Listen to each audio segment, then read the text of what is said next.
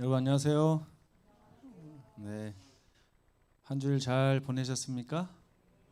네, 오늘 또 이렇게 새 신랑 신부가 우리 교회를 방문을 해 주었습니다. 누구신지 잘 아시죠? 네, 네, 크게 환영의 박수 한번 쳐주시기 바랍니다. 네.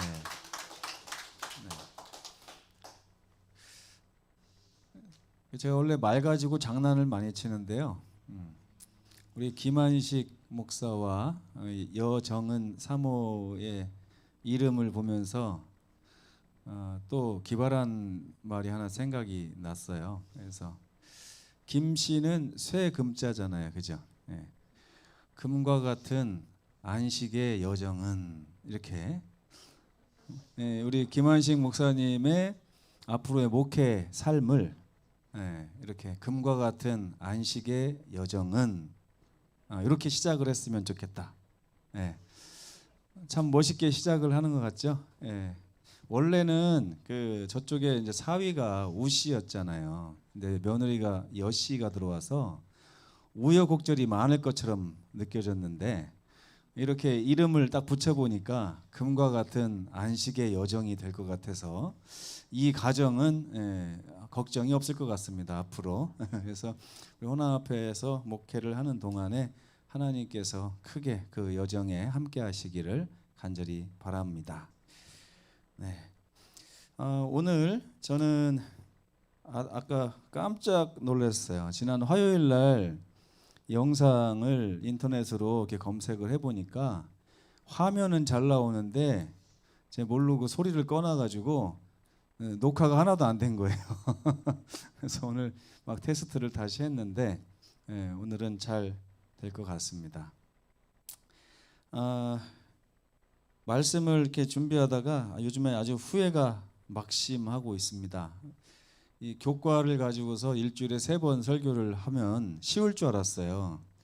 이 본문이 다 나와 있고 연구만 하면 된다 생각했는데 이게 보통 일이 아닙니다. 지난기에 언약에 대해서도 했는데 이번에는 또 성경에서 가장 어렵다고 하는 모세오경, 그 중에서도 신명기 가지고 하려고 보니까 막 후회가 밀려오고 있습니다. 그래서 이게 좀 설교도 쉽게 하려면 얼마든지 쉽게 하는 방법이 있어요. 그래서 한 30분 정도 준비해서도 그럴듯한 설교를 할 수 있는가 하면 어떤 설교는 5시간을 준비해도 죽을 쓰는 설교가 있을 수 있는데 이 교과 설교가 그런 것 같아요.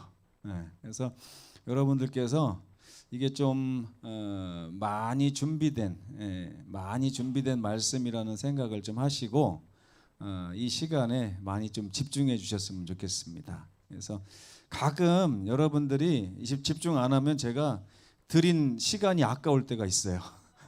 그냥 30분 준비해서 할 걸 괜히 너무 오랫동안 준비한 거 아닌가 이 생각이 들 때가 있는데 어쨌든 오늘 말씀도 쉬우면서도 쉽게 만들기 위한 여러 노력들이 들어가 있습니다. 그리고 많은 기도가 있었고요. 여러분들이 이 말씀을 통해서 새 언약과 마음의 할례라고 하는 이 주제가 좀 깊이 와 닿았으면 좋겠다 싶습니다.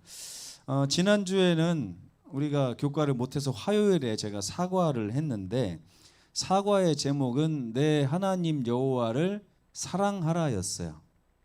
오늘 이번 주 이제 5과의 제목은 내 문 안에 유하는 나그네. 이것은 다른 말로 하면 내 이웃을 내 몸과 같이 사랑하라 이런 주제인데 오늘은 그것에 대한 서론을 좀 하고 내일 내 문 안에 유하는 나그네에 대한 이야기를 좀 하겠습니다.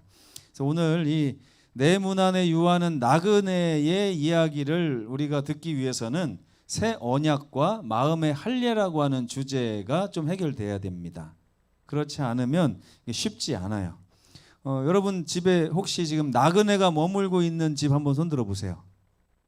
없잖아요, 그죠?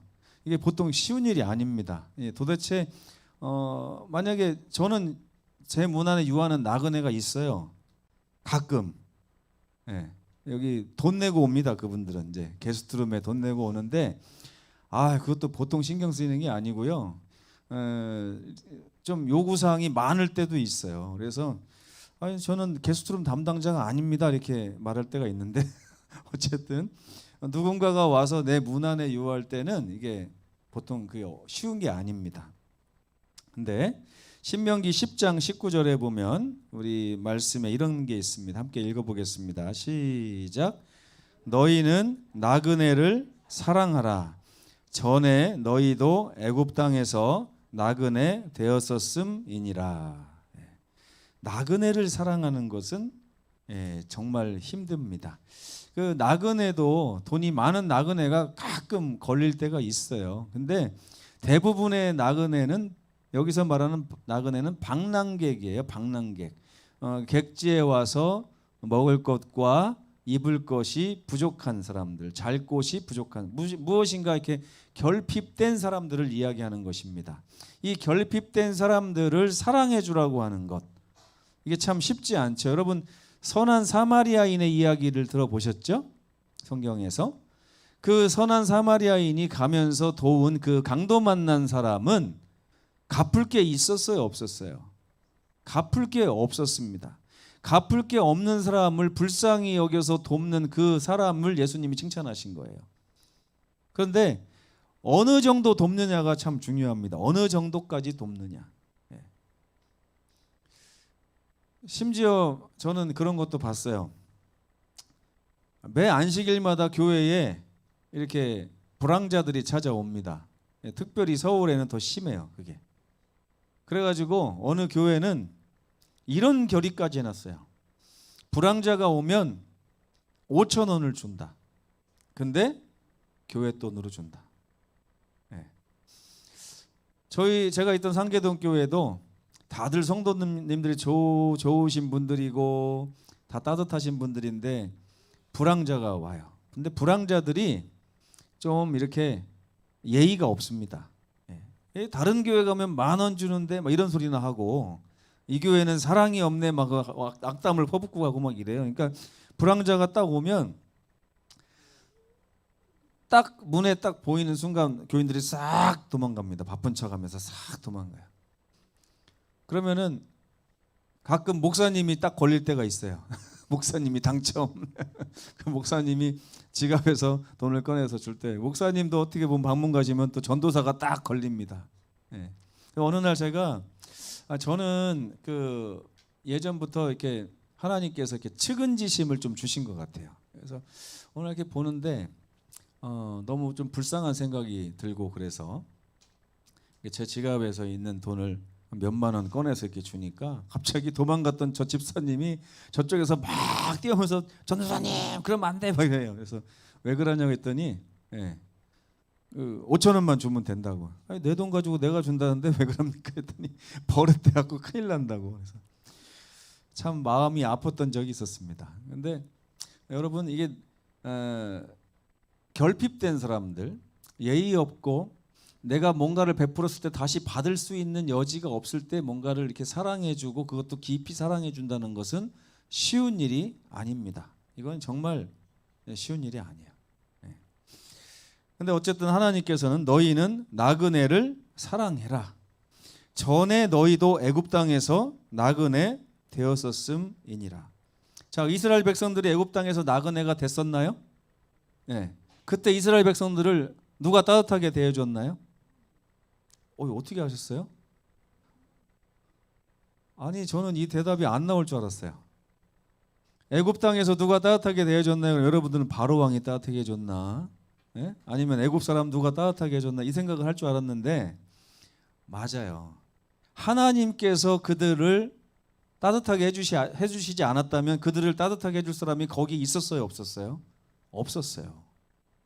그러니까 이 말씀 뭐냐면 내가 너희를 사랑한 것 같이 너희도 서로 사랑하라 이 말씀이에요. 말하자면 그겁니다.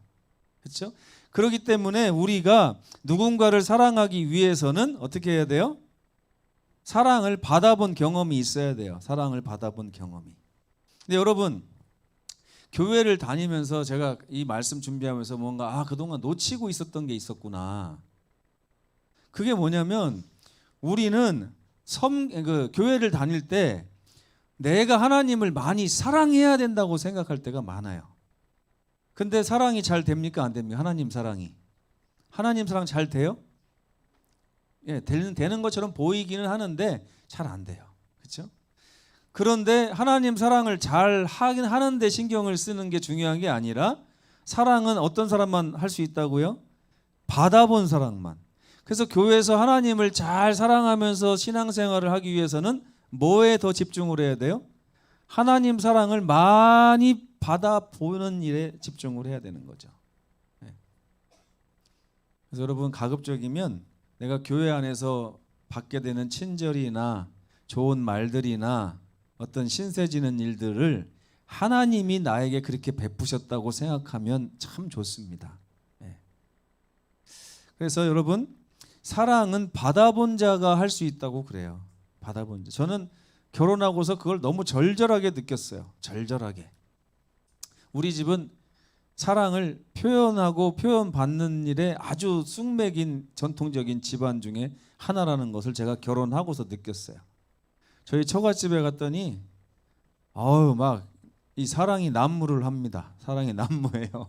그래서 막 표현도 잘하고 제가 처음에 깜짝 놀란 게 저희 집사람이 처음에 처갓집에 갔는데 나중에 딱 나올 때 아빠 입술에다 뽀뽀를 하고 나오게 제가 깜짝 놀랐어요. 저 입술은 내 건데 어디다가 지금 이런 생각을 하면서 그 정도로 이렇게 표현이 아주 익숙해져 있고 난무하더라고요.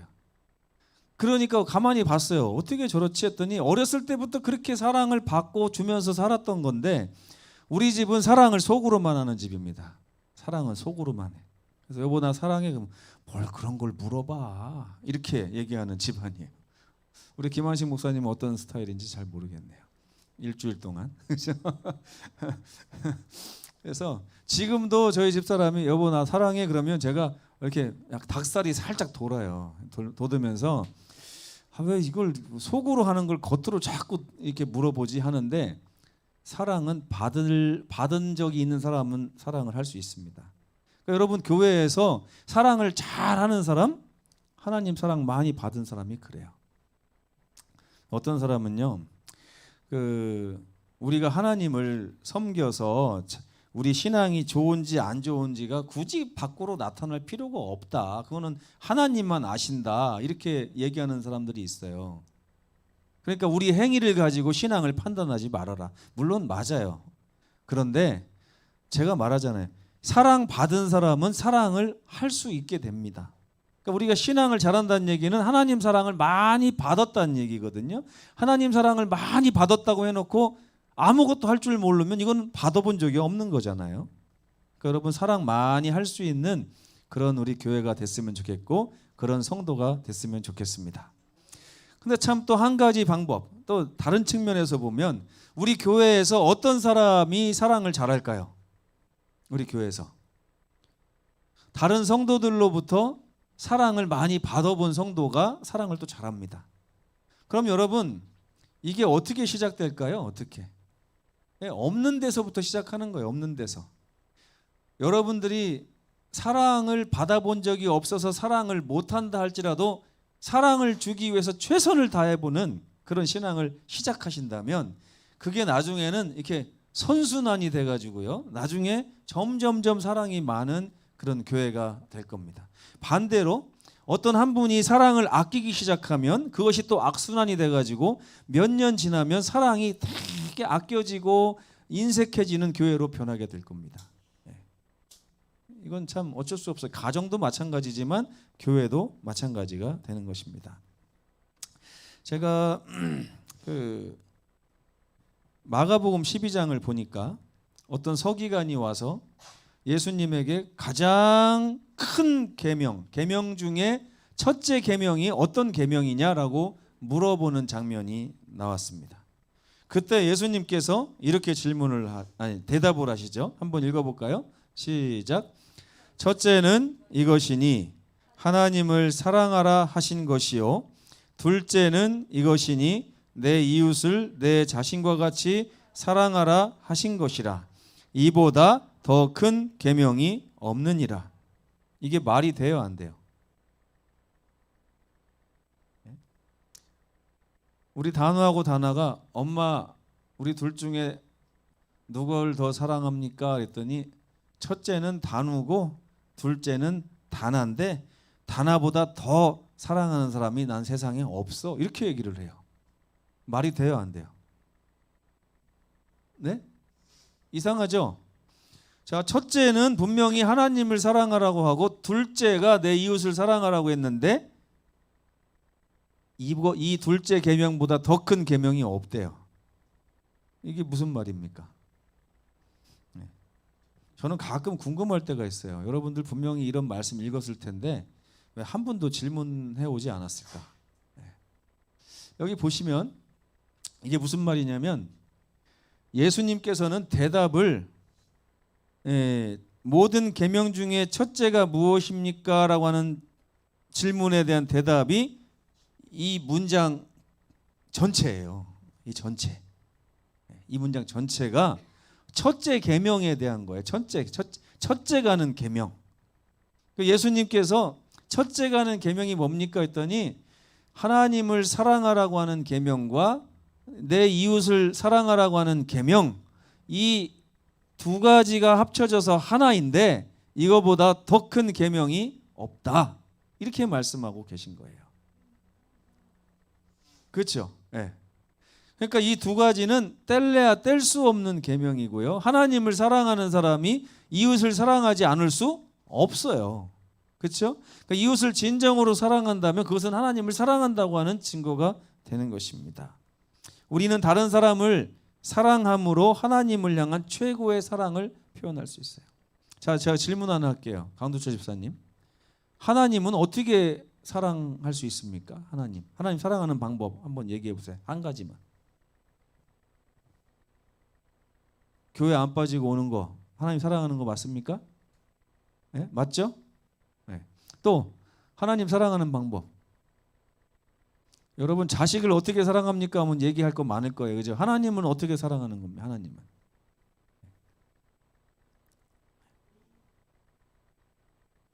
네, 하나님 말씀 잘 순종하는 거. 또 성경 잘 읽는 거 다 포함되죠. 그죠? 근데 이제 하나님을 직접적으로 내가 하나님과 1대1 관계 속에서 하나님을 사랑하는 방법이 그런 것인데 성경은 또 한 가지가 있다는 거예요. 하나님을 사랑하는 방법이. 그러니까 십계명 자체는 인간이 하나님을 사랑하는 방법을 계명으로 10조항을 해놓은 거예요. 그러니까 첫 번째부터 네 번째까지는 하나님 사랑하는 거, 다섯 번째부터 10째 계명까지는 사람을 이거 아닙니다. 그죠? 하나님을 사랑하는 방법 10가지를 써놓은 거예요. 십계명 자체가. 그래서 내 부모를 공경하는 것도 하나님 사랑하는 겁니다. 도적질하지 않는 것도 하나님 사랑하는 거예요. 간음하지 않는 것도 하나님 사랑하는 거예요. 이웃에 대하여 거짓 증거하지 않는 것도 하나님 사랑하는 거예요. 그렇죠? 이웃의 소유를 탐내지 않는 거 다 포함됩니다. 근데 이제 우리가 지난 화요일 날 배웠던 하나님 사랑하는 그 주제 외에 이제 두 번째 주제로 와서 이웃을 내 몸과 같이 사랑하라고 하는데 이게 저는 이제까지 태어나서 지금까지 이웃을 내 몸처럼 사랑하는 사람은 거의 본 적이 없습니다. 거의 본 적이 없어요. 그리고 어떤 사람들은 많이 봤냐면 그럴 수 없다라고 얘기하는 분들은 많이 봤습니다. 어떻게 사람이 이웃을 내 몸과 같이 사랑합니까? 전 못 봤어요. 근데 성경에 보면 그런 사람들이 나오더라고요. 성경에 보면. 그러니까 이거 불가능한 건 아닌 것 같은데 많은 이들이 하나님을 사랑한다고 하면서도 이웃을 사랑하지 않는 그 모습을 예수님이 여러 번 지적을 하셨습니다. 마태복음 7장의 산상보훈, 산상설교 아시죠? 이 설교에 그러니까 예수께서 이 세상에 오셔서 처음으로 한 설교가 기록된 것이 마태복음 이제 산상보훈인데 여기에서부터 무슨 얘기가 나오냐면 나더러 주여 주여 하는 자마다 다 천국에 들어갈 것이 아니요. 그러니까 예수님을 막 사랑한다고 주여 주여 하는 사람이 다 천국에 들어갈 게 아니라는 거예요. 그러면서 다만 하늘에 계신 내 아버지의 뜻대로 행하는 자라야 들어갈 것이다. 한 가지가 남았네, 그죠? 주여 주여 해서 되는 게 아니고 아버지의 뜻대로 행하는 자야. 제가 예배 시작하기 전에 효빈이한테 돌아다니지 말라고 했는데 얘기를 안 한 것만 못하네요.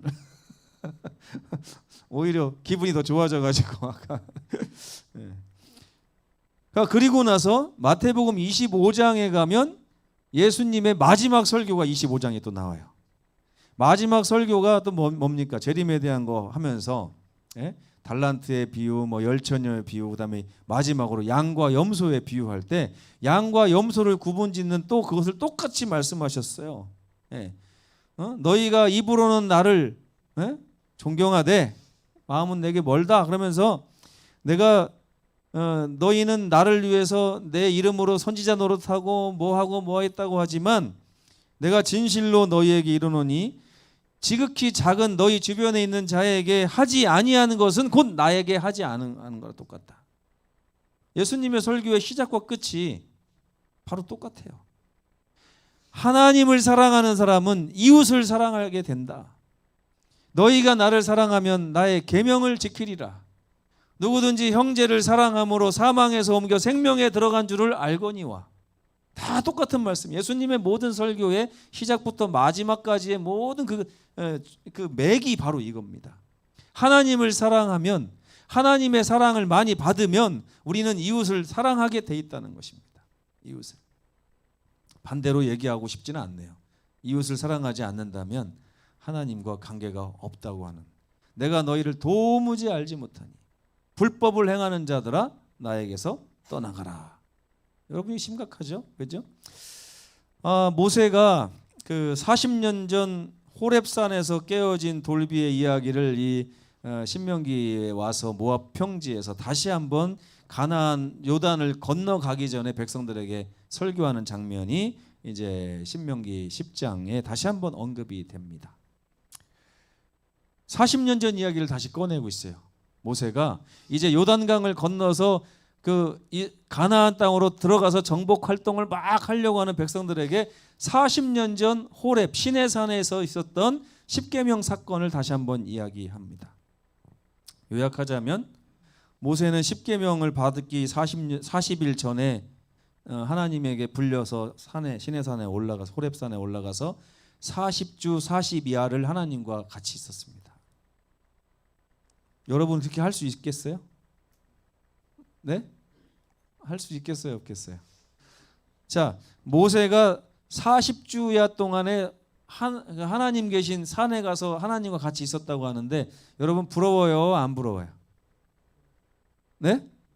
부럽습니까? 그러면 부러우신 분은 내일부터 40일 동안 교회에서 짐 싸갖고 와서 여기서 사십시오. 네. 부럽다고 하면. 안 부럽잖아요, 솔직히. 근데 어쨌든 모세는 하나님의 영광 가운데 40일 동안 거기서 있으며 하나님과 교제했고 하나님이 뜻하는 바가 뭔지를 아주 많이 깨달았던 것 같아요. 그리고 나서 모세가 십계명을 딱 받아서 왔는데 이스라엘이 송아지를 놓고서 하나님이라고 펄쩍펄쩍 뛰면서 그러고 있어요. 그래서 모세가 그 돌판을 확 던졌어요. 깨져버렸습니다. 그리고 나서 다시 하나님께 불려 올라가서 다시 40주 40야를 있었어요. 80일을 하나님과 같이 있었습니다. 부러워요? 부럽습니까? 네. 저도 제가 계속 이 질문을 던졌어요. 설교 준비하면서 하나님이 오라고 하면 호렙산에 가서 40주 40야 있을래? 하면서 제 자신에게 물어봤더니 갑자기 제가 솔직하게 가고 싶더라고요. 요즘에 너무 힘든 일도 많고 목회를 하면서 부딪히는 벽도 많고 아쉬운 것도 많고 우리 가정을 돌아봐도 문제투성이, 우리 또 집안을 둘러봐도 문제투성이, 또 이번 주에는 이 미소 동생이 결국 죽어가지고 미소를 찾아갔더니 얼마나 마음이 불쌍한지 진짜 막 감당이 안 되더라고요. 저는 감당이 안 돼가지고 아유 참 저거 어떻게 하냐 그러면서, 그래서 이 설교를 준비하면서 하나님이 지금 딱 전화하셔갖고 너 잠깐 산으로 올라와, 한라산으로 나랑 같이 한 40일 있자 그러면 제가 올라갈 것 같아요. 올라갈 것 같습니다. 첫 번째는 모르겠는데 이 두 번째 모세의 심정은 제가 이해될 것 같아요. 첫 번째는 40일 동안 있으라고 하면 제가 좀 고민했을 것 같아요. 근데 두 번째 백성들의 한심한 모습을 보고 막 죽음을 앞두고 하나님과 씨름하고 막 이렇게 한 그 아주 막 비참해진 심정으로 하나님의 부르심을 받았을 때 모세가 올라간 이 두 번째 40일은 저도 갈 것 같더라고요. 갈 것 같아요. 그리고 나서 하나님께서 모세에게 돌비를 다시 이제 준비해 오라고 해요. 첫 번째는 하나님이 돌비까지 준비하셨는데 두 번째 돌비는 가져오라고 해서 거기다 이렇게 써 주셨어요. 가만히 보면 모세가 40년 전에 이 일을 왜 얘기했을까? 40, 40, 40 계속 그래요. 40, 40, 40.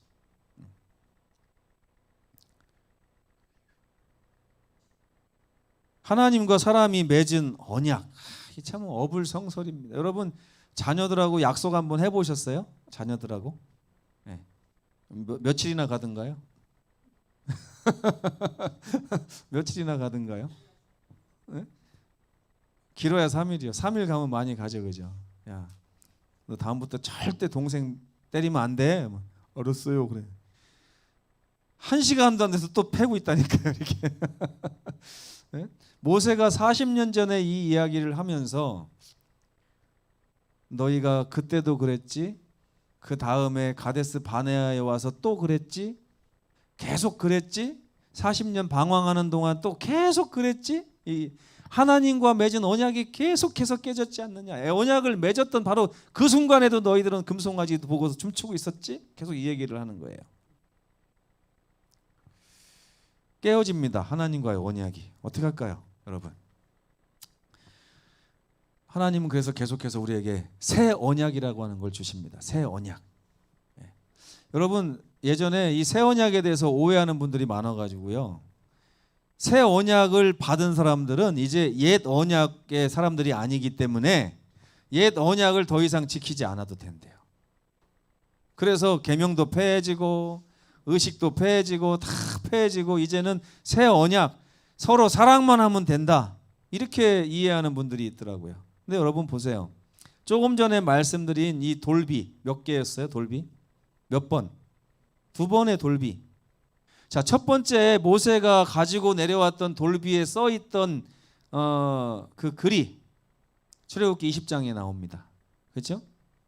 그리고 두 번째 가지고 왔던 돌비의 내용은 기록되어 있지 않지만 그 돌비 역시 신명기 5장을 보면 역시나 출애굽기 20장의 10계명하고 똑같아요. 그러면 언약의 내용이 변했어요? 안 변했어요? 안 변했어요. 그리고 지난 기회에 우리가 배웠잖아요. 언약은 무슨 언약이라고요? 영원한 언약. 영원한 언약은 변치 않아야 영원한 언약이에요. 근데 성경이 자꾸만 새 언약 하니까 마치 언약이 갱신되는 것처럼 우리가 느껴지는 겁니다. 갱신된 언약은 최신판을 가지고 있어야지 그 전에 있던 건 소용이 없다. 여러분 보험 약관이 개정이 되면 옛날 거 약관이 유효합니까? 유효하지 않죠? 그러니까 우리가 옛 언약, 새 언약을 이해할 때 자꾸 그렇게 이해를 하는 거예요. 그래서 옛날 것은 버리고, 그러니까 구약은 다 무시하고 이제 신약만 있으면 된다, 이렇게 또 주장한다니까요. 이게 다 거기에서 오해해서 나온 말들이에요. 근데 여러분 돌비를 보세요. 첫 번째 돌비에 쓰여진 조항이나 두 번째 돌비에 쓰여진 조항은 같습니다. 그런데 이것을 왜 새 언약이라고 할까요? 왜 새 언약이라고 할까요? 깨어지고 나서 다시 한번 리마인드 하는 것입니다. 리마인드. 자, 너 이제부터 동생 때리지 마. 동생 때리면 아빠가 내일부터 밥 안 준다. 그래서 딱 했어요. 근데 여러분 진짜 동생을 때리니까 조항대로 하면 아빠가 어떻게 해야 돼요? 내일부터 밥을 안 줘야 돼요. 근데 그럴 수 있나요? 군대 가니까 규칙을 어기니까 밥을 안 주더라고요. 실제로. 네. 일주일 동안 뭐 영창 간다 갔다 와야 되고. 근데 집에서는 어때요?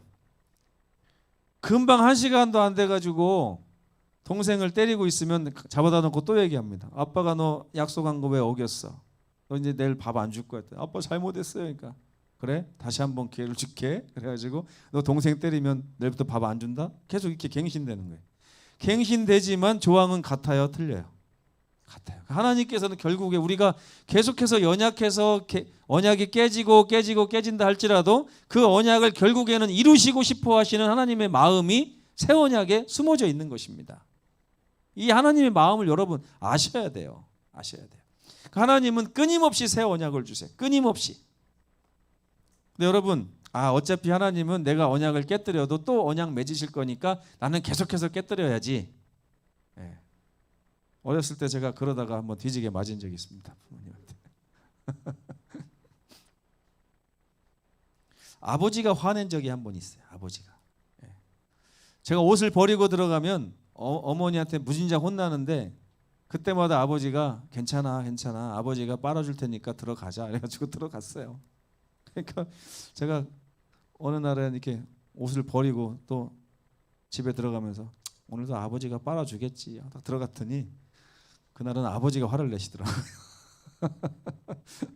여러분, 우리가 하나님은 사랑이고 언약은 계속해서 갱신된다고 해도 그것은 하나님은 갱신된 언약을 계속 지속하기를 원하시지 깨면 또 맺어주고 깨면 또 맺어주기 위해서 우리에게 언약을 제시하시는 게 아니에요. 그러니까 그거를 금방 우리가 잊어버리시면 안 됩니다. 그러면서 다음 말씀에 한번 주목을 해 주시기 바랍니다. 하나님께서 신명기 10장에서 모세 입을 통해서 그 40년 전 시내산에서 있었던 그 불법적인 배도 반역에 대해서 어떻게 처리하시고 어떻게 말씀하셨는지 용서해 주셨어요. 그죠? 모세의 중재를 통해서 용서해 주셨지만 이렇게 말을 합니다. 그러므로 너희는 마음의 할례를 행하고 다시는 목을 곧게 하지 말라. 그 앞에 말씀이 뭐예요? 순종해라는 거예요. 계약의 조항을 이행하라, 그것입니다. 이행하라고 말씀하신 후에 그렇기 때문에 너희는 뭘 받아야 된다고요? 마음의 할례를 받아야 된다. 다시는 목을 곧게 하지 말라. 여러분, 할례가 뭔지 아십니까? 할례? 포경수술이죠. 오늘날은 마취를 하고 하지만 마취제가 개발되기 전에는 모든 남자들이 그 고통을 이렇게 성인식이라고 하기도 하고 막 그랬어요. 왜 남자한테만 할례를 하라고 했는지 모르겠지만 어쨌든 남자들이 그거 가지고 고통을 많이 당했습니다. 그런데 그거는 눈에 보이니까 할 수 있어요. 그죠? 근데 마음의 한 조각을 잘라내라 이 말이거든요. 이거 어떻게 할 수 있습니까, 여러분? 자기 마음의 한 조각을 잘라내는 일 여러분 해보셨나요? 해보셨어요? 할 수 있던가요? 마음의 한 조각. 힘든 게 아니라 뭐 보여야지 한 조각을 잘라낼 거 아니에요.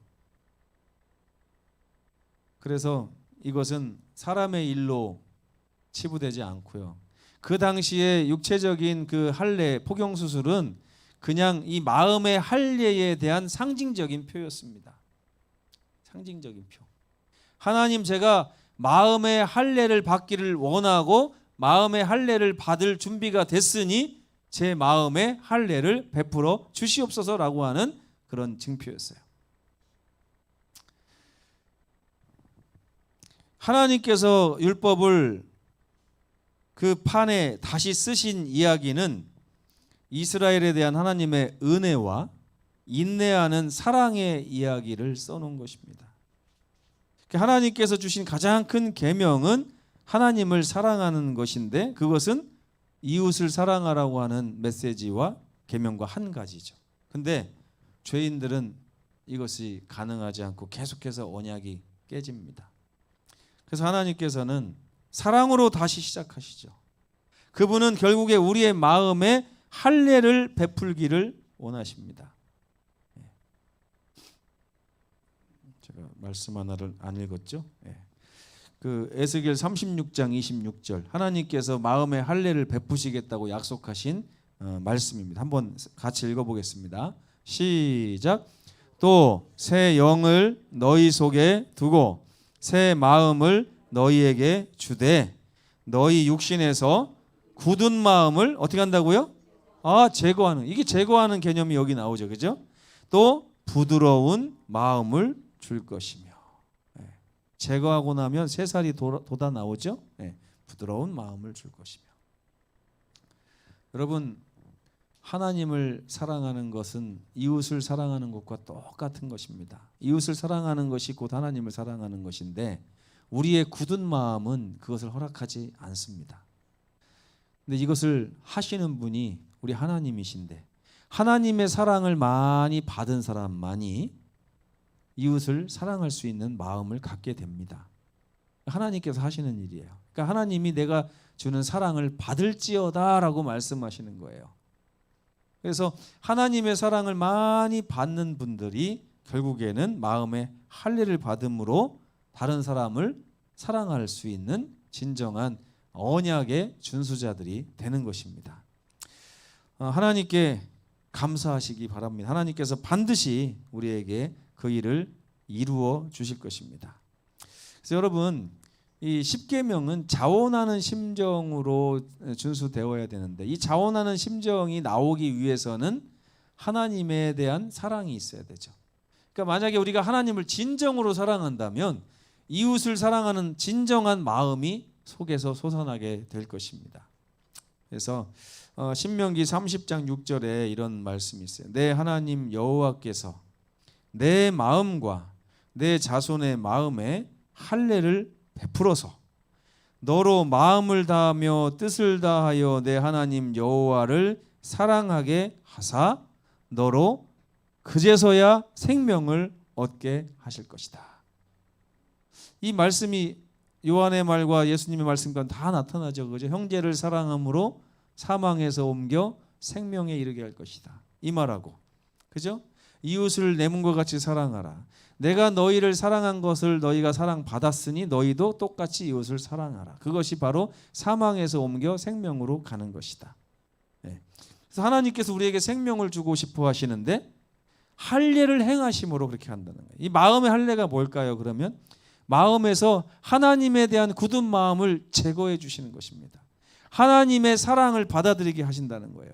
하나님이 나를 얼마나 사랑하시며 나를 위해서 얼마나 희생하시며 지금도 나의 죄에 대해서 얼마나 그분께서 대가를 치르시면서 결국에 나를 구하시려고 하시고 끝까지 책임지려고 하시고 끝까지 용서하시며 하늘까지 데리고 가시려고 하신다는 사실을 성경을 통해서 우리가 늘 접하는 거예요. 성령의 음성을 들음으로 그것이 행해지게 될 것입니다. 여러분의 마음에 진정한 하나님이 주시는 할례가 임하기를 간절히 바라면서 말씀을 마치겠습니다. 기도하시겠습니다. 고마우신 우리 아버지 하나님, 우리에게 할례가 필요함을 알게 해주셔서 감사합니다. 이스라엘 백성들은 하나님이 1000번을 용서해 주신다 할지라도 다시 반복해서 1000번을 죄를 짓고도 남음이 있었을 것입니다. 그들뿐만 아니라 우리 역시도 여전히 하나님을 사랑하는 일과 우리 형제를 사랑하는 일에 있어서 아마추어가 되어 있습니다.